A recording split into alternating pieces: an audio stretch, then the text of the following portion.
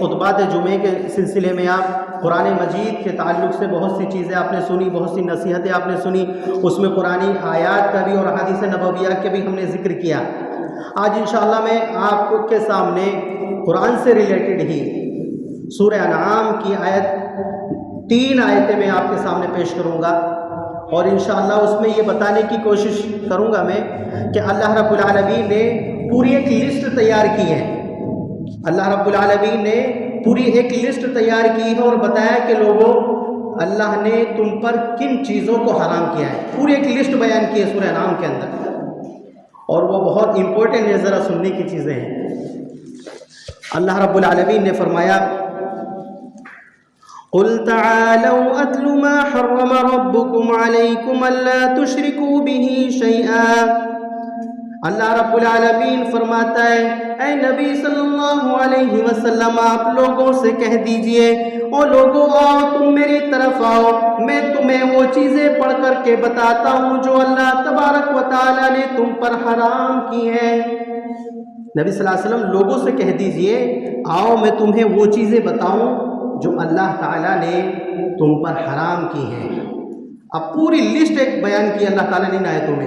کیا کہتا ہے دیکھیے، پہلی چیز جو حرام ہے انسان پر وہ کیا ہے؟ اللہ تشرکوا بہ شیئا، اور لوگوں اللہ تبارک و تعالیٰ نے پہلی چیز جو تم پر حرام کی ہے وہ شرک ہے۔ اللہ کے ساتھ میں کبھی بھی شرک مت کرنا، کیونکہ جو انسان شرک کرتا ہے وہ حرام کام کرتا ہے۔ شرک کرنا حرام ہے۔ عبادت کس کی ہونی چاہیے؟ اللہ تبارک و تعالیٰ کی۔ دعائیں کس سے مانگنی چاہیے؟ اللہ رب العالمین سے۔ اللہ رب العالمین کی عبادت ہونی چاہیے، لیکن انسان کے اندر یہ فطرت ہے کہ وہ دیکھتا ہے کہ کوئی چیز پاورفل ہے، طاقتور ہے، وہ اسی کی عبادت شروع کر دیتا ہے۔ اسی کو شرک کہا جاتا ہے۔ کیونکہ دیکھو قرآن نے دوسری مقامات پر فرمایا کہ نہ تم سورج کی پوجا کرو، نہ چاند کی عبادت کرو، کسی چیز کی عبادت مت کرو، بلکہ اس کی عبادت کرو جس نے چاند اور سورج کو پیدا کیا ہے۔ اور وہ کون ہے بھائی؟ وہ اللہ رب العالمین کی ذات ہے۔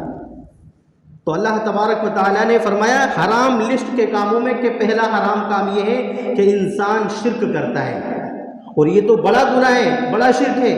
چھوٹا شرک ہم بھی کرتے ہیں، ہم تم بھی کرتے ہیں۔ ایک مثال دیتا ہوں میں، حدیث میں آتا ہے کہ اگر کوئی شخص نماز پڑھ رہا ہے، اس کے برابر میں آ کر کے کوئی حاجی صاحب بیٹھ گئے، یا گاؤں کے مکھیا آ کر کے بیٹھ گئے، یا کوئی بڑے مولانا آ کر کے بیٹھ گئے، اب وہ ان کو دکھانے کے لیے بہت لمبا رکوع کرتا ہے، دکھانے کے لیے بہت لمبا سجدہ کرتا ہے اور بڑا لمبا قیام کرتا ہے۔ اللہ کے نبی کہتے ہیں یہ بھی شرک ہے، کیونکہ اس میں ریاکاری آ گئی کہ فلاں صاحب دیکھ رہے ہیں مجھے، تاکہ یہ کہیں ارے یہ تو بہت اچھی نماز پڑھتے صاحب۔ یہ بھی شرک ہے۔ عبادت صرف اللہ کے لیے ہونی چاہیے۔ انسان رکوع کرے، سجدہ کرے، پوری نماز پڑھے، اس کا مقصد اللہ کو راضی کرنا ہونا چاہیے، کسی اور کو راضی کرنا مقصد نہیں ہونا چاہیے۔ تو پہلا حرام کام ہے شرک کرنا۔ دوسرے نمبر پہ کیا فرمایا؟ وَبِالْوَالِدَيْنِ إِحْسَانًا، اور لوگوں اللہ تبارک و تعالیٰ نے تمہارے اوپر تمہارے ماں باپ کی نافرمانی کو بھی حرام کر دیا ہے۔ ماں باپ کی نافرمانی بھی حرام ہے۔ آج ہوتا کیا ہے کہ ماں باپ اصل میں کیا ہے؟ ماں باپ وہ ذریعہ ہے کہ جس کے ذریعے سے انسان جنت تک جا سکتا ہے۔ ماں باپ وہ ذریعہ ہے، وہ چیز ہے۔ اللہ کے نبی صلی اللہ علیہ وسلم کی حدیث میں آتا ہے کہ جس انسان نے اپنی زندگی میں اپنے ماں باپ کو پایا اور وہ ان کو راضی کر کے جنت میں نہیں جا سکا، اللہ تبارک و تعالیٰ کی ایسے شخص پر لعنت ہو۔ اللہ اکبر۔ ماں باپ جو ہے وہ جنت میں جانے کا ذریعہ بنتے ہیں۔ ماں باپ کی دعائیں بڑی کامیاب دعائیں ہوتی ہیں، اسی لیے اللہ کے نبی فرمایا کرتے تھے لوگوں اگر تم نے اپنے ماں باپ کو راضی کر لیا تو اللہ بھی تم سے راضی ہو گئے۔ ایک شخص ہے، بڑی نمازیں پڑھتا ہے، بڑے خیرات اور صدقات کرتا ہے، زکاتیں وغیرہ دیتا ہے، لیکن اس کا ماں باپ کے ساتھ میں تعلق اچھا نہیں ہے، ماں باپ کی دیکھ بھال نہیں کرتا ہے، باپ بیمار پڑا ہے اس کی عیادت نہیں کرتا ہے، ماں اگر پریشان ہے اس کو دیکھنے نہیں جاتا ہے، ایسا شخص لاکھ سجدے کرتا رہے اسلام کی نظر میں وہ جنت میں نہیں جائے گا۔ جس نے ماں باپ کو ناراض کر دیا اس نے اللہ کو بھی ناراض کر دیا۔ تو اللہ تبارک و تعالیٰ یہ فرما رہا ہے لوگوں تمہارے اوپر تمہارے ماں باپ کی نافرمانی کرنا یہ بھی حرام ہے، ماں باپ کی نافرمانی کرنا۔ اب دیکھیے تیسرے نمبر پر کیا ذکر کیا، وَلَا تَقْتُلُوا أَوْلَادَكُم مِّنْ إِمْلَاقٍ نَحْنُ نَرْزُقُكُمْ وَإِيَّاهُمْ، اور لوگوں اللہ تبارک و تعالیٰ نے تیسری چیز جو تم پر حرام کی ہے وہ یہ ہے کہ تم اپنی اولاد کو کبھی بھی قتل مت کرنا، اپنی اولاد کو قتل مت کرنا۔ اب ہوتا کیا ہے، کوئی بھی کہہ سکتا ہے کہ ارے مولانا آج اولاد کو کون قتل کرتا ہے؟ نبی کے زمانے میں زندی بچیوں کو قبر میں دفن کر دیا جاتا تھا، زندہ درگور کر دیا جاتا تھا ان کو، لیکن آج بھی بچیاں قتل کی جاتی ہیں، بس پروسیس چینج ہوا ہے، طریقہ چینج ہوا ہے، آج بھی ہوتا ہے۔ آج کیا کرتے ہیں مسلمانوں میں بھی ایسے بہت سے لوگ، اللہ معاف فرمائے، اگر اس کو چاہیے، پتہ چلا اس کے 3-4 بیٹیاں ہیں، اب چوتھی یا 5ویں بیٹی اور آنے والی ہے، اس کی بیوی حاملہ ہے، تو اللہ معاف فرمائے پیٹ میں ہی اس بچے کو مروا دیتے ہیں، قتل کروا دیتے ہیں۔ یہ گناہ ہے، حرام ہے، چھوٹا موٹا گناہ نہیں ہے، یہ حرام کام ہے۔ اللہ نے یہاں پہ ایک لفظ بولا ہے کہ من املاق، املاق کا مطلب ہوتا ہے تم اس ڈر سے اپنے بچے کو قتل کر رہے ہو کہ ان کو کھلائے گا پلائے گا کون، ان کی پرورش کون کرے گا؟ نحن نرزقکم وإیاہم، اللہ تمہیں بھی رزق دے رہا ہے، تمہاری اولاد کو بھی رزق دے گا۔ رزق کوئی تمہارے ہاتھ میں تھوڑی ہے بھئی، انسان کے ہاتھ میں تھوڑی ہے رزق۔ تو اللہ تبارک و تعالیٰ فرما رہے ہیں اپنی اولاد کو قتل کرنا یہ بھی حرام کام ہے، اور اللہ تبارک و تعالیٰ اس ڈر سے مت قتل کرو کہ تمہارے بچوں کو کون کھلائے گا پلائے گا، اللہ تمہیں بھی رزق دیتا ہے اور تمہارے آنے والے بچوں کو بھی رزق دے گا۔ اچھا، اس سلسلے میں ایک حدیث مجھے یاد آتی ہے، کبھی کبھی ایسا ہوتا ہے میں کما رہا ہوں، مثال کے طور پر میں اگر محنت کر رہا ہوں، کام کر رہا ہوں، مجھے اپنے بچوں کے نصیب سے بھی روزی ملتی ہے، اور یہ کوئی عام جملہ نہیں ہے، یہ حدیث سے ثابت ہے۔ اللہ کے نبی صلی اللہ علیہ وسلم کے زمانے میں 2 شخص تھے، ترمذی کی روایت ہے، اللہ کے نبی صلی اللہ علیہ وسلم کے زمانے میں 2 بھائی تھے، ایک بھائی کام کرتا تھا اور دوسرا بھائی جو تھا وہ کام نہیں کرتا تھا۔ دوسرا بھائی جو ہے وہ اللہ کے نبی کی خدمت میں جایا کرتا تھا، وہاں سے آپ سے علم حاصل کرتا تھا۔ اب جو کام کرتا تھا اس کا بھائی، بڑا بھائی، وہ کیا کہہ رہا ہے اللہ کے نبی صلی اللہ علیہ وسلم کے پاس میں جا کر کے، اللہ کے نبی میں کام کرتا ہوں، محنت کرتا ہوں، پیسہ کماتا ہوں، اور یہ میرا چھوٹا بھائی جو ہے یہ کام نہیں کرتا ہے، یہ کام ہی نہیں کرتا ہے۔ تو بتا صلی اللہ علیہ وسلم نے کیا کہا تھا اس سے؟ ترمذی کی روایت ہے، اب صلی اللہ علیہ وسلم نے کہا تھا تو جانتا ہے تجھے رزق کس وجہ سے مل رہا ہے؟ تو جو کام کرتا ہے، پیسہ کماتا ہے، دولت کماتا ہے، تجھے پتا ہے پیسہ کہاں سے مل رہا ہے؟ تو کہتا اللہ کے نبی آپ ہی بہتر جانتے ہیں، جبرائیل علیہ السلام آتے ہیں اور آپ کو بتاتے ہیں، آپ اس کو کہتے ہیں لعلک ترزق بہ، تجھے بھی اس کے نصیب سے رزق دے رہا ہے اللہ تبارک و تعالیٰ۔ اللہ اکبر۔ کبھی کبھی ایسا بھی ہوتا ہے، ایسے سے معزز، ایسے سے مکرم اور ایسے سے باعزت لوگ ہمارے درمیان ہوتے ہیں کہ اللہ تبارک و تعالیٰ ان کے نصیب سے بھی ہمیں رزق دیتا ہے۔ تو اس لیے اللہ تعالیٰ نے کہا اپنی اولاد کو اس ڈر سے مت قتل کرو کہ ان کو رزق کون دے گا، ان کو کھلائے گا پلائے گا کون؟ نحن نرزقکم وإیاہم، اللہ تمہیں بھی رزق دے رہا ہے، تمہاری اولاد کو بھی رزق دے گا۔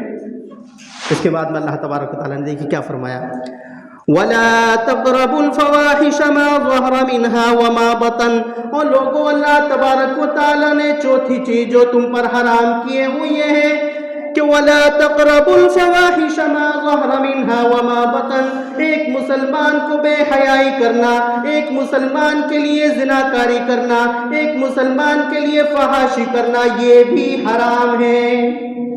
مسلمان کے لیے زناکاری کرنا، عیاشی کرنا، اور آج بہت سے طریقے ہیں زناکاری کے، میں اکثر بتاتا ہوں خطبات میں، آج مسلمان لڑکے اور لڑکیاں کس میں ملوث ہیں؟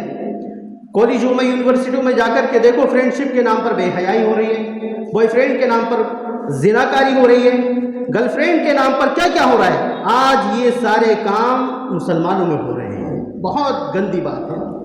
اللہ کے نبی صلی اللہ علیہ وسلم نے ہمیں وہ ہدایت دی ہے کہ لوگوں اگر تم نکاح کی استطاعت رکھتے ہو، یا معاشر الشباب من استطاع منکم فلیتزوج، اللہ کے نبی فرمایا کرتے تھے کہ جب لڑکا نکاح کے لائق ہو جائے کہ وہ نکاح کر سکتا ہے، زنا نہیں کرنا چاہیے، نکاح کرنا چاہیے، زنا نہیں کرنا چاہیے، نکاح کرنا چاہیے۔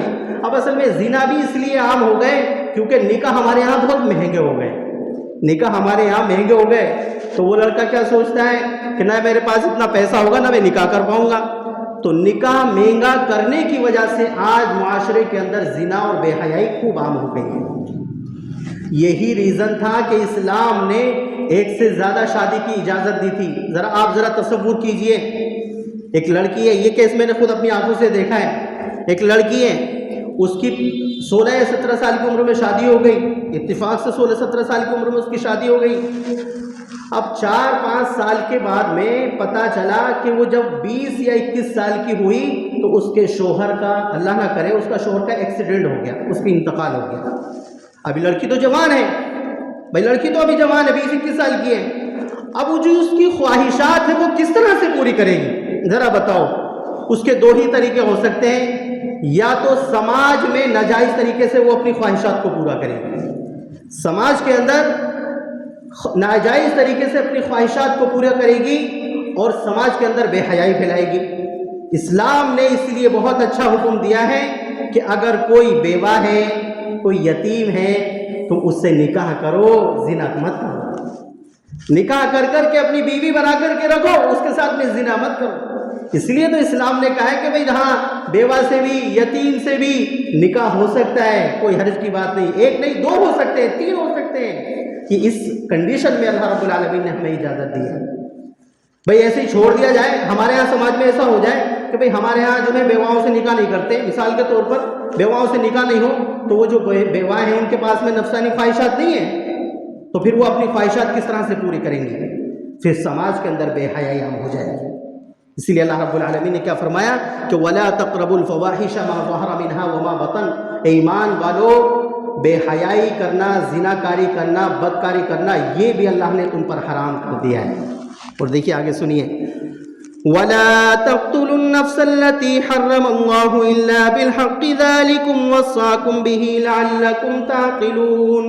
اور لوگوں، اللہ تبارک و تعالیٰ نے جو 5ویں چیز تم پر حرام کی ہے وہ یہ ہے کہ کسی بھی انسان کو ناحق طریقے سے کبھی بھی قتل مت کرنا، کسی بھی انسان کا ناحق طریقے سے کبھی قتل مت کرنا۔ اسلام، اچھا، ناحق طریقے سے قتل کرنے کا مطلب یہ بھی ہوتا ہے، ایک مطلب تو یہ بھائی کسی کو بھی مار دیا، ایک مطلب یہ ہوتا ہے کہ جو ہمارے پاس پروسیس ہے، پورا ایک قانونی سسٹم ہے، اس کو چھوڑ کر کے خود ہی اپنے ہاتھ میں قانون لے لینا، یہ بھی اسلام نے منع کیا ہے کہ ناحق طریقے سے کسی کا قتل مت کرنا۔ کیونکہ اگر کسی انسان نے ناحق طریقے سے کسی ایک انسان کا قتل کیا تو اللہ رب العالمین نے فرمایا ایسا ہے وہ جیسے اس نے پوری انسانیت کا قتل کر لیا۔ اس لیے اسلام نے بہت پیاری پیاری نصیحتیں کی، اور آگے اللہ نے پتہ یہ کیا کہا ہے، ذالکم وصاکم بہ لعلکم تعقلون۔ اللہ تعالیٰ تمہیں یہ ساری ہدایتیں اس لیے دے رہا ہے تاکہ تم عقل کا استعمال کرو، کہ اللہ نے یہ جو سارے احکامات دیے اس میں ہمارا ہی فائدہ ہے۔ بھائی اللہ کا کون سا فائدہ ہے؟ ہمارا ہی فائدہ ہے۔ اللہ تعالیٰ یہ تمہیں حکم اس لیے دے رہا ہے تاکہ تم اپنی عقل کا استعمال کرو۔ اچھا، وقت ہو گیا ہے، بس آخر میں یہ والی آیت اور پوری کر کے انشاءاللہ اگلے خطبات میں کریں گے، باقی اس پہ تفصیلی بات کریں گے۔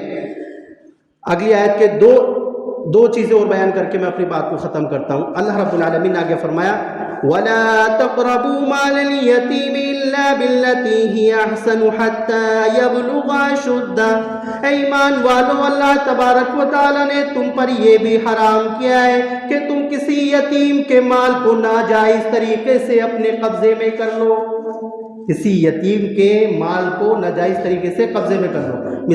ایک مثال دیتا ہوں میں کہ ایک بچہ ہے 5-6 سال کا ہے، ابھی نادان ہے، اور اس کے باپ کی پراپرٹی بہت زیادہ ہے، زمین جائیداد ہے۔ میں نے خود اپنی آنکھوں سے ایسے کیس دیکھے ہیں کہ اس کے باپ کی فیکٹری بھی ہے اور الگ الگ پلاٹ بھی ہیں۔ اب اس کا ہی رشتہ دار اس کے گھر میں گھسے گا، پہلے یہ کہہ کر کے کہ صاحب ہم تو ان کے بڑے خیر خواہ ہیں، ہم تو ان کی بھلائی چاہتے ہیں، اور ان بچوں کے ساتھ میں یہ ظلم کیا اس دجال نے، اس مکار نے، کہ وہ تو بچے تھے، معصوم تھے، وہ تو جانتے نہیں تھے، اس کی جو باپ کی پراپرٹی تھی، وہاں پلاٹ تھا، ادھر پلاٹ تھا، وہ سارے کے سارے کاغذات اس نے اپنے نام پہ کروا لیے۔ کتنا بڑا ظلم ہے۔ اللہ رب العالمین نے کہا کہ کسی یتیم جو بچے ہیں اس کے مال کے قریب بھی نہ جانا ہاں اگر تم اس کے ساتھ میں اچھا کرنا ہے، کچھ اچھا کرنا چاہتے ہو تو وہ معصوم بچے ہیں تو جو اس کے باپ کی پراپرٹی ان کے نام پہ کرا دو جا کر کے، یہ اچھا کرنا ان کے ساتھ میں۔ تو اللہ نے یتیم کے مال کے قریب بھی جانے کو حرام قرار دیا ہے۔ اگر کوئی مسلمان کہنے کے باوجود لوگوں کی زمینیں مال اور جائیداد ہڑپ کر جاتا ہے، وہ مسلمان نہیں ہے۔ اسلام کا ہے اس کے اندر، وہ جو قرآن کی بات کو نہیں مان رہا ہے، اللہ رب العالمین کے حرام کردہ کام کو وہ مان ہی نہیں رہا ہے حرام، وہ تو حلال سمجھ رہا ہے اس کو، تو کیسا مسلمان ہے وہ؟ خیر یہ تفصیلی بات انشاءاللہ یہ سورہ انعام کا درس چل رہا ہے، اور آئندہ خطبات میں بھی سورہ انعام پر ہی تفصیلی طور پر بات کریں گے۔ اللہ سے دعا یہ ہے کہ جو چیزیں یہاں پر بیان کی گئی ہیں، بالخصوص وہ چیزیں جو اللہ نے حرام کی ہیں، اللہ تبارک و تعالی ہمیں تمام حرام کاموں سے بچنے کی توفیق عطا فرمائے، اور اللہ تعالی ہمیں حلال کام کرنے کی توفیق عطا فرمائے۔ اور اللہ تبارک و تعالی سے دعا یہ ہے آخر میں کہ اللہ تعالی جو مسلمان بھائی پریشان ہیں، اللہ تعالیٰ ان کی پریشانی کو دور فرمائے، جو بیمار ہیں اللہ تعالیٰ ان کو شفائے کاملہ عاجلہ عطا فرمائے، اور جو لوگ بے روزگار ہیں اللہ تعالیٰ ان کو روزگار عطا